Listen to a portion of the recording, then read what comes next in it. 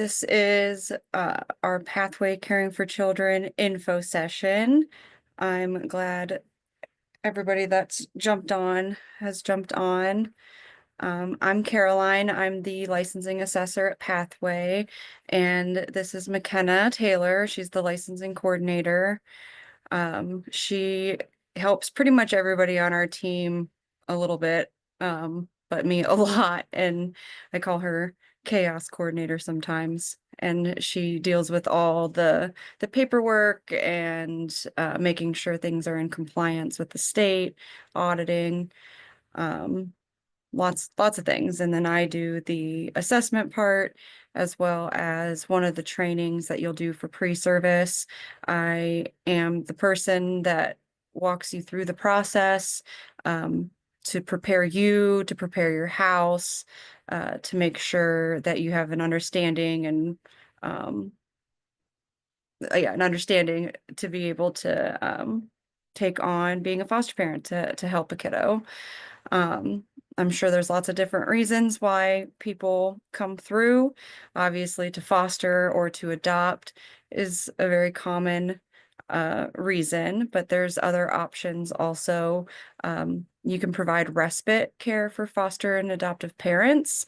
So you would go through the same process, become licensed, and then when a parent would need basically a babysitter, but overnight, a respite, a reprieve, break, they can utilize our respite homes to be able to keep foster parents from burning out, giving them a break to be able to focus on self-care, to maintain a long-term um, position as a foster parent.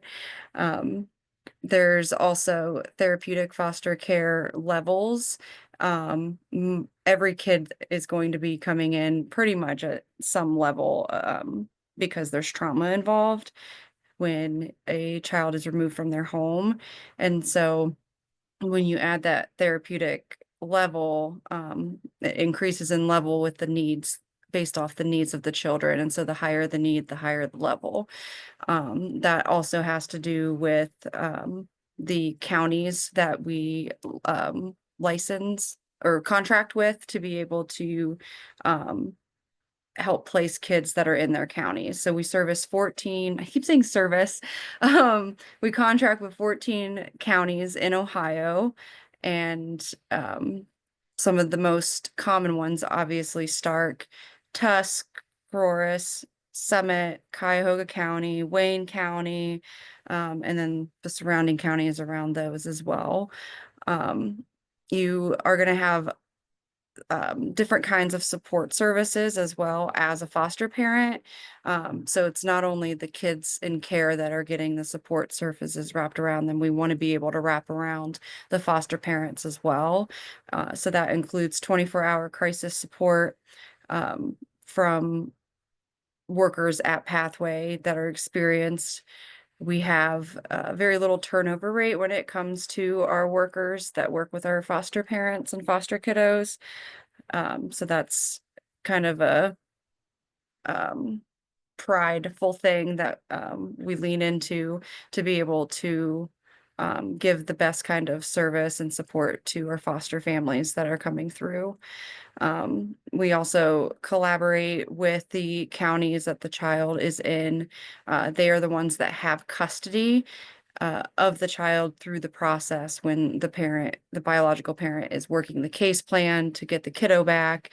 The kiddo is safely with you, healing and picking up the pieces of being removed. And that can get heavy at times. And it's not lost on us that those times can be really difficult. And so we want to try to do everything we can to be able to support somebody who is taking on this role as a foster parent. Also, there's mental health counseling in-house for the kiddos that are in your care and community building. Um, so holiday parties, open communication with your case manager, Also, they'll be coming out to your house at least once a month, depending on that level of care that I was talking about. They could come out more. So whatever amount of support that you need in those moments, they're going to be there for you.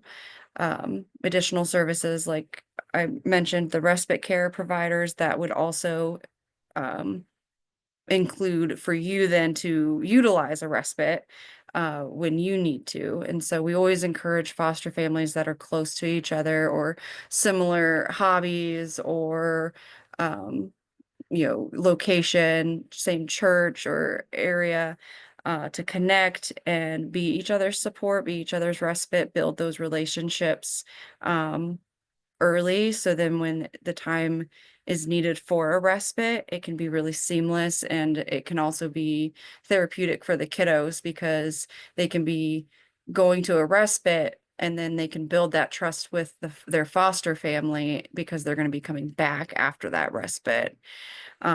There's also a week-long summer camp opportunity for foster teens for the older kids that come into care.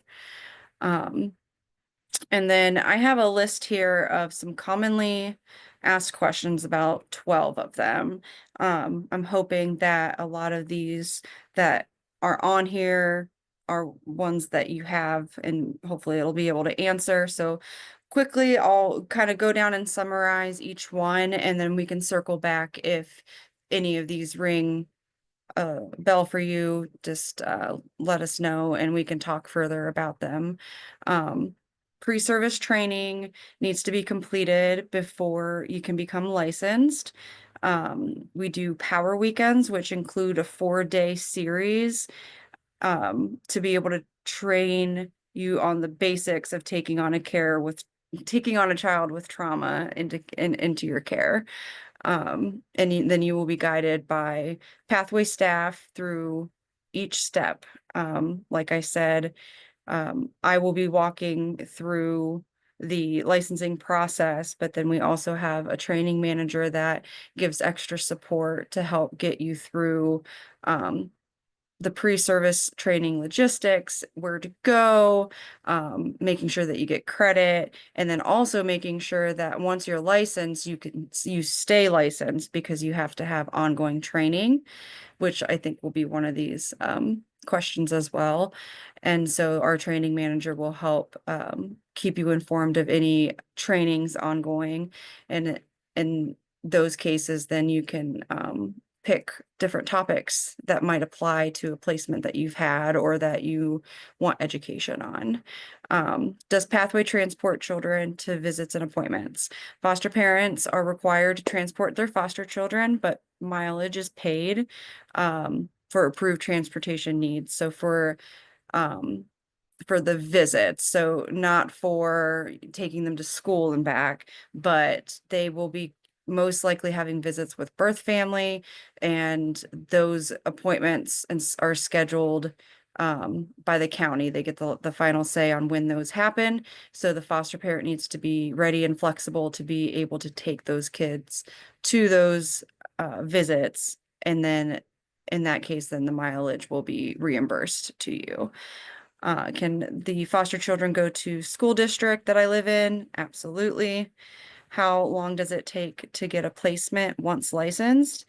As soon as the next day. It really can be that quick. It's just all the timing of whether or not Pathway gets a call from a county saying that they need a home for a kiddo. How are foster parents paid and how much? There is a stipend that is paid to foster parents. So instead of an income where it's taxed and you get paid for like every 2 weeks, it's actually a stipend that gets direct deposited every month.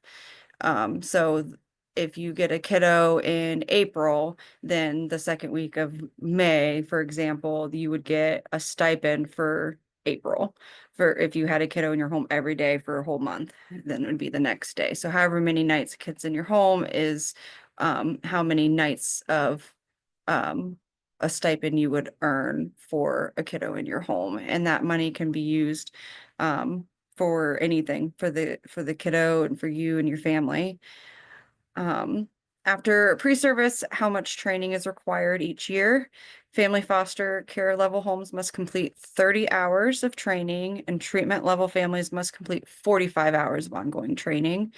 Um, Treatment level is if you have parenting experience of children in your home for more than 5 years. There's some caveats to that, but in general, if you've parented a child in your home for 5 years, then you automatically qualify for treatment.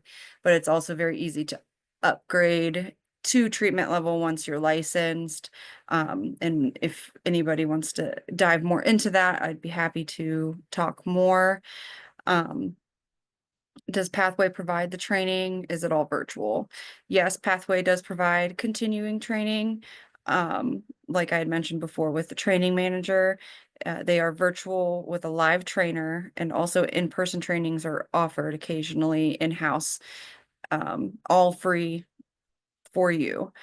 You can also go to your own trainings. If you have a license, you know, that you have to continue teaching license or social work license, or if you just find a training that you find interesting that you would like to go to, that's absolutely fine. And you can just communicate that with the training manager, and she can help make sure to give you the info that you'll need to get credit. What happens during the home inspection. So that's also part of what I do with you. So the assessment process with your home is called a safety audit, and most people get pretty worried about it, but it really isn't that big of a deal. Makenna and I will come out to your home, and you'll give us a tour, and I have a list of things from the state that are required for me to be able to check off. For example, do you have running water? And if you say yes, then we'll make sure we have your water bill, and I'll turn on your faucet, and I'll also test the water heat, the temperature of your water to make sure it's not too hot. Yeah, that's probably the most nitty gritty, really. But you'll have to have a fire inspection done from your local fire department as well. And so as long as you pass that, then a safety audit is fairly easy. You don't have to go and scrub your floor with a toothbrush. You don't have to make sure everything is like completely perfect. I'm looking for major safety issues, like you have a foot of standing water in your basement, or you have a rat infestation, or like big outlier things. And then I also have to make sure that you have enough bedrooms and beds to use for kids in your home. So it's to rule out literally for safety. So you have to make sure that the house is safe for kids to come into. Um, and so a lot of it is more in the background, and if there's an issue, we'll figure it out together. Um, and we have a licensing meeting to go over all of the ins and outs of the safety audit, of all the paperwork. So that's something you also do with Makenna and I. Pretty much you're stuck with Makenna and I through the process to get you licensed, and then you get handed off to the wonderful foster care department, and where you get assigned a case manager who then will support you through the rest of it. Um, Can the children in foster care have babysitters? Yes. They're called alternative care providers, or AKA babysitter. All they need is a fingerprint background check. You can just come into Pathway to get your fingerprints done. There is a cost to the fingerprints, so be prepared to explain that to the alternative care provider. They would be approved to babysit for you in your home, because that's the home that the safety audit's done, but they can also help with transportation. And I can't stress enough how important it is to have at least one or two people that can be your babysitter slash transport backup. If you have any kids in your home currently, or if you've ever been around kids, how hard it is sometimes when life happens and you need somebody to go get little Johnny from school, or from soccer practice or, who knows, there's lots of different scenarios where it's just really helpful to have somebody to be able to be your support. Does Pathway pay for childcare when foster parents are at work? No, foster parents are required to pay for any out-of-home care for children placed in their home. Again, an alternative care provider could help with this in your home. A daily per diem is meant to cover the basic costs of the child's needs for children in foster care. So you can also use that per diem to help go towards that.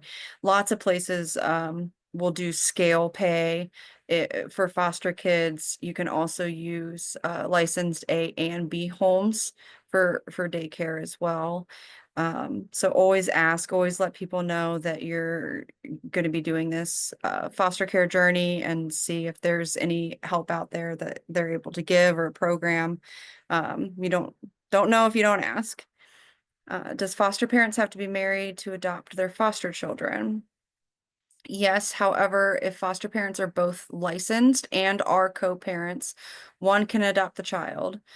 More information can be shared at the licensing meeting with the ins and outs of that. It's not super duper common, but it happens. And so if that's your situation, just reach out and we'll explain further. What's the difference between a stipend and per diem? A stipend is a one-time payment for attending training hours after being licensed. A per diem is the daily amount you are paid to take care of your foster child. So I apologize. I think I was even switching those words earlier, but they are both directly deposited into your bank account, and it's to help with that support services to help support the child in your home. I've mentioned a couple of things that will be out-of-pocket expenses. Fingerprints for any AP, alternative care providers for you. Also, the fire inspection might be a cost. It depends on where you live and what department you use. And there are a few things for the safety audit that you might need to purchase. Child locks for cabinets and a medication lockbox or bag. Again, I'll explain more of that in a licensing meeting, but basically it's just if you have a prescription medication, you have to have it in a lock container.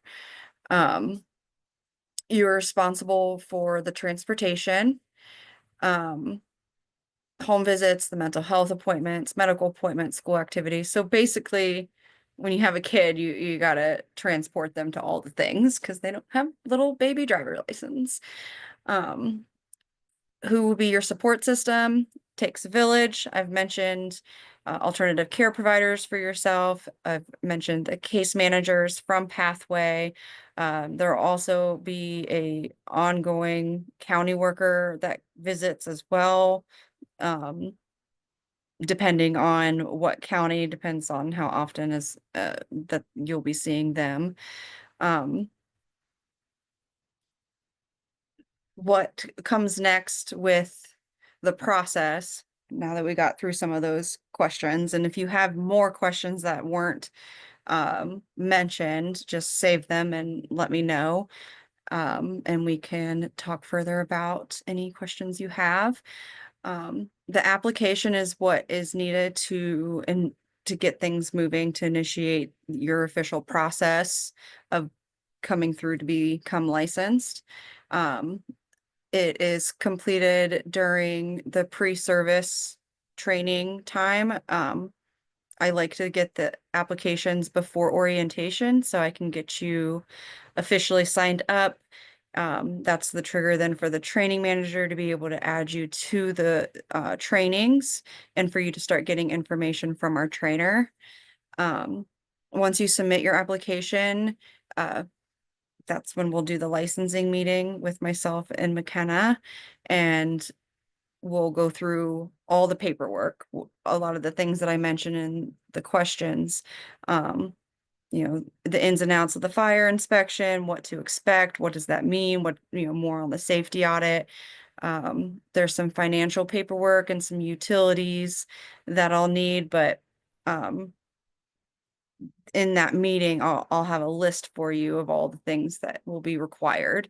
It seems like a lot at first, but once you start checking things off, and realize a lot of those things can be done pretty quickly or may not even apply to you, like a well test. If you don't have a well, you don't have to get a well test.